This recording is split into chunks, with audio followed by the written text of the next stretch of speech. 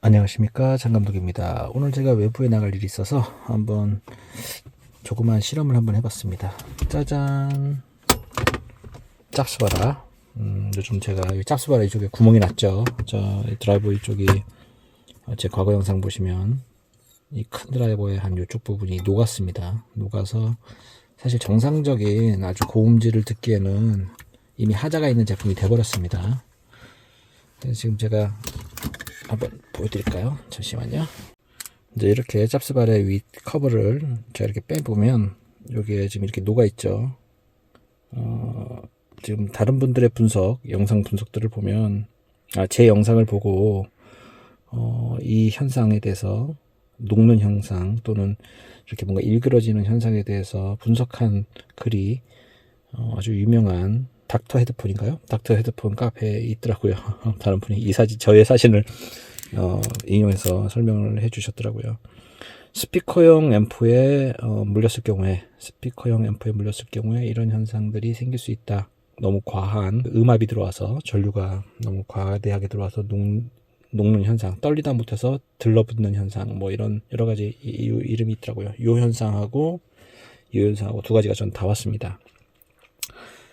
스피커 앰프, 특히 진공관 앰프에 연결해서 음질이 굉장히 소리가 너무 좋아진다라고 주장했던 제가 참 무색해지네요. 참 죄송합니다. 저로 인해서 이런 상처를 입으신 분들이 있다면 사과드립니다. 제가 뭐 알고 이런 일이 벌어질 줄 알고 그렇게 스피커 앰프에 달라고 했던 건 아니고, 또 저 또한 평판형 헤드폰을 가지고 이런 식으로 쓰시는 분들이 제법 있어서 저도 당연히 거기서 힌트를 얻어서 이렇게 말씀을 드렸던 거고요. 그리고 이런 현상이 이 짭스바라 972 프로에만 있는 게 아니라 실제로 하이파이맨의 어떤 일부 헤드폰에 그런 현상들이 있었다라고 하더라고요. 그래서 이 가이드를, 이런 현상이 덜 생기게 가이드를 좀 많이 만들어야 된다라는 뭐 그런 것도 있더라고요. 근데 이렇게 가이드가 좀 많지 않으면 굉장히 과한 음압이 들어왔을 때, 그런 과한 전류가 들어왔을 때 파라라 떨리다가 이제 이 자석이 위아래로 있다 보니까 그 자석으로 사실 이렇게 움직이는 거다 보니 자석이 너무 강해지다 보면 이제 한쪽에 딱 들러붙어서 이런 현상들이 생긴다. 하여튼 뭐 그렇게 저는 들었습니다. 뭐 제가 모든 이런 사태를 알고 한 것도 아니고요. 하여튼 그렇습니다. 그럼 왜 갑자기 이렇게 제가 짭스바라 972 프로 얘를 왜 굳이 차에 갖고 왔느냐? 이렇게 아까처럼 드라이버가 손상이 됐다고 해도 뭐 실제적으로 이 보편적인 음악을 듣는 데는 노이즈가 들어오지 않아요. 그냥 들을만 합니다. 그렇다고 해서 노이즈가 아예 없다라고 말하기엔 어떤 특정 주파수가 있어요. 하는 소리 중에보다 더 큰 말 그대로 그 초음파에 가까운 그런 주파수대가 딱 들어오는 순간 아까 손상된 드라이버에서 지직 하는 그런 스크라치 노이즈 같은 그런 현상들이 있습니다. 노래 음악 중에서 한 10곡 들으면 한 곡 정도가 그럴 수 있어요. 재수 좋으면 30곡 내내 안 그럴 수도 있고요. 뭐 그렇다고 이걸 제가 뭐 속에서 남한테 팔려는 그런 몰상식한 사람도 아니고 당연히 제가 안고 죽는데, 이거를 한번 차에서 들어볼까? 왜 갑자기 차에서 들어볼까라는 생각이 들었냐면요. 요즘 블루투스 헤드폰 그 베티스인가요? 이름 정확하게 잘 모르겠는데 포칼에서 나왔죠. 100만원대로. 지금 할인해서 99만원인가 그렇죠? 그게 110만원대로 나왔는데, 그 블루투스 헤드폰이 너무너무 인기가 좋고 저 또한 그냥 사고 싶어서 손가락이 근질근질 했죠. 그리고 또 하나 또 요즘 나온 거 있죠. 그 10만원대 무선 이어폰, 노이즈 캔슬링으로 나온 이어폰도 아주 난리가 났죠. 역시나 DK님께서 소개시켜 주시는 그런 제품들은 저 인정합니다. 음질도 아주 훌륭하고 제품이 상업적으로 굉장히 성공할 수 있는 것만 소개를 시켜주시다 보니까 저도 대부분 그런 제품들을 샀었고 과거에, 그리고 굉장히 많이 배웠고 굉장히 즐겁게 잘 듣고 있습니다. 지금도.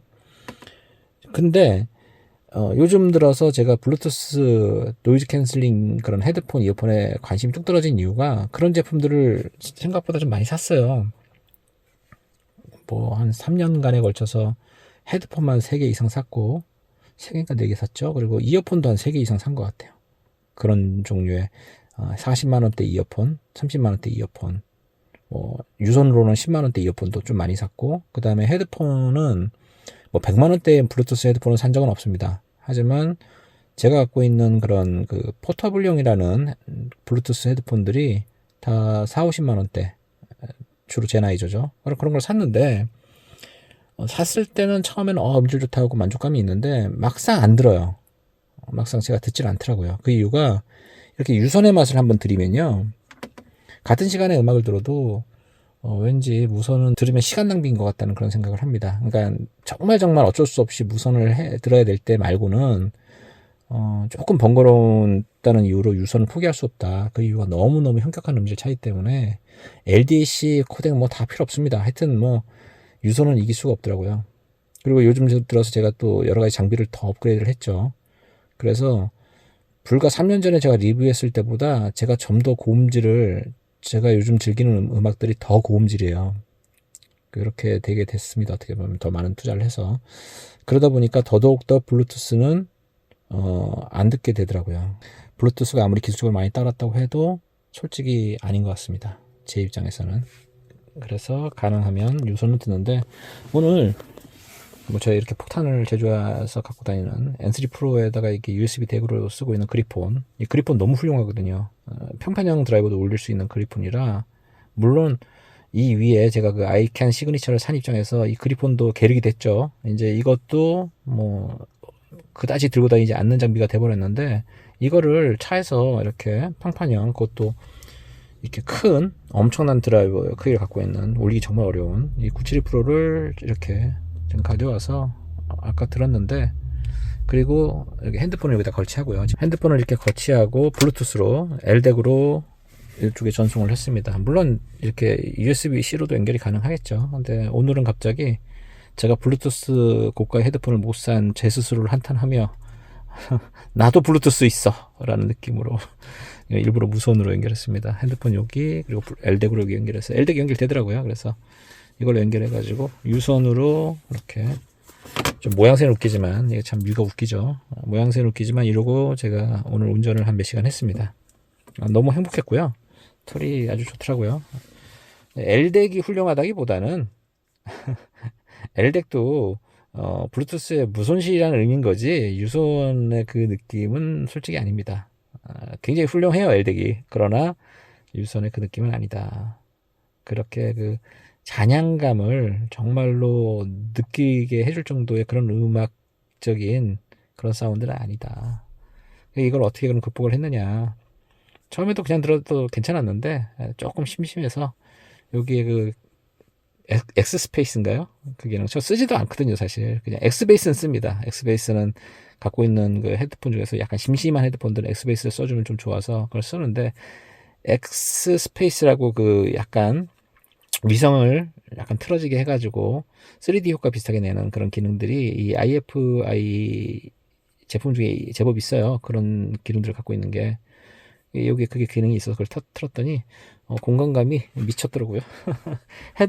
MP3의 그 약간의 그 먹먹함과 그 어떻게 보면 막 쏟아지듯이 막 분리되지 않는 그 느낌. 저는 이제 막 분리되고 막 쏟아지고, 그리고 레이어들이 막 다양하고 잔향도 있고 막 이런 걸 원하는데, 블루투스는 그게 좀 조금 아무래도 수준이 좀 떨어지거든요. 그렇게 안 됩니다, 블루투스는.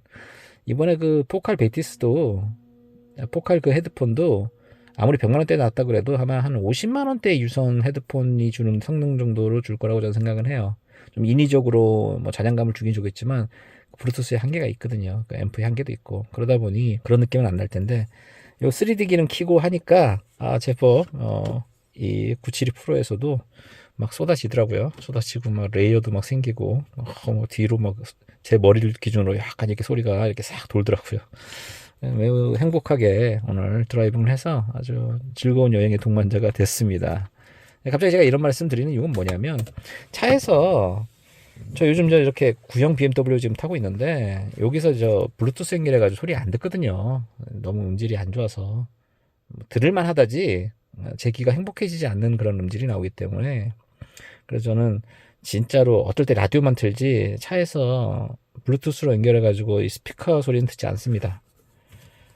이렇게 평판형 이거 뻥 뚫려가지고 밖에 소리 다 들리거든요. 전혀 안 위험합니다. 귀에 이렇게 헤드폰을 끼고 저 운전을 많이 해봤는데, 이어폰도 그렇고 그럴 경우에 어떤 문제가 있냐면 너무 노이즈가 안 들어오면요 위험해요. 모든 이렇게 판단 같은 게 좀 무뎌지고 굉장히 안 좋습니다. 근데 이렇게 뻥 뚫린 평판형을 가지고 듣다 보면 밖에 소리 다 들어오고 이 소리 들어도 아주 잘 들리고 행복하게 잘 들리고 밖에 소리도 잘 들려서 운전하는데 크게 스트레스가 없더라고요. 그리고 더 중요한 건 내비게이션 소리. 내비게이션 소리와 함께 L덱으로 소리가 무선으로 여기로 들어왔다. 그러니까 내비게이션 키고 모르는 길거리 가면서도 아주 고음질로 음악을 들었습니다. 이렇게 듣는 음악이 제가 갖고 있는 적어도 5, 60만 원대의 그 전에 샀던 블루투스 헤드폰들은 압살하는 음질이고요. 저는 제가 장담하건대 포칼 100만 원짜리 블루투스 헤드폰보다도 더 좋은 음질이었다라고 저는 감히 장담할 수 있습니다. 뭐 코덱 차이도 물론 있지만 L덱 자체로도 좀 심심하거든요.